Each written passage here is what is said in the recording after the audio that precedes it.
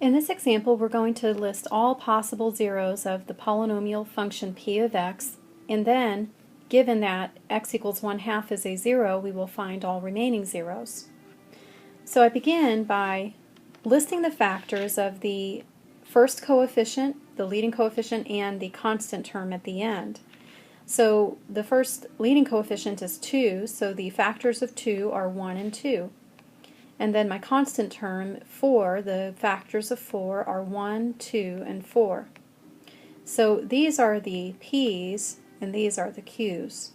So the possible rational zeros are going to be plus or minus p over q. So that would be positive or negative.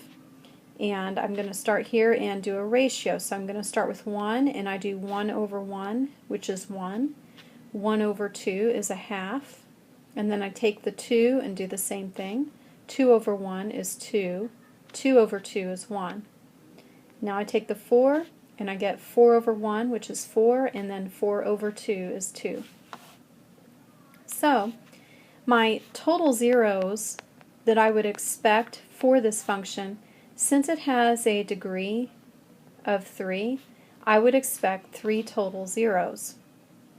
Now, they could all be from this list, or I could have some zeros that are irrational, or some could be imaginary. So in step B, we're told that 1/2 is a 0.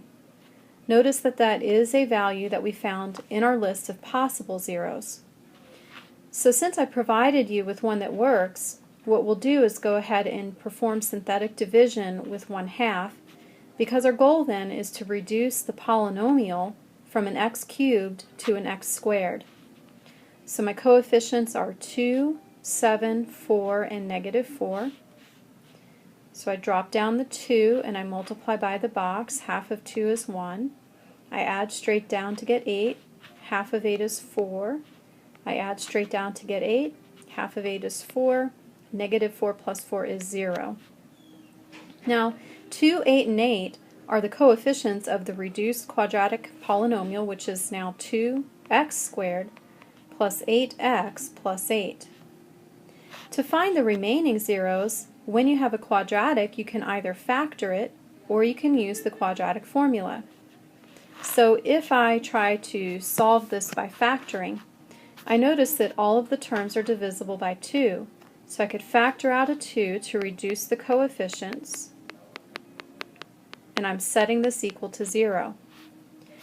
Now, we teach the AC method for factoring trinomials. A is 1, C is 4.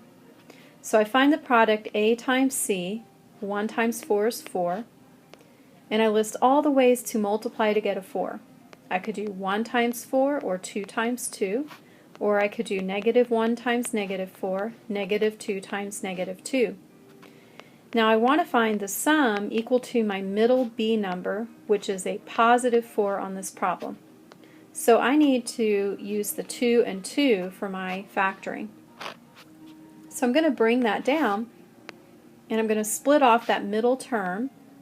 So I have my x squared, so instead of plus 4x, I'm going to use the 2 and the 2, plus 2x plus 2x plus 4.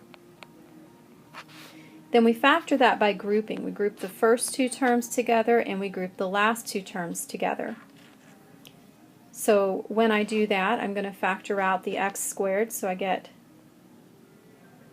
x parentheses, x plus 2, plus, over here I can factor out a 2 and I get x plus 2.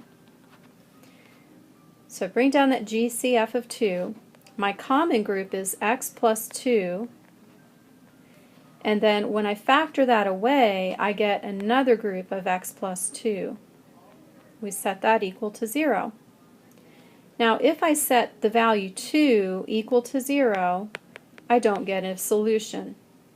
But if I set x plus 2 equal to 0, I get x equals -2, and I actually get that result twice. So my remaining zeros are x equals -2, and it has a multiplicity of 2. My other zero was given to me was 1/2.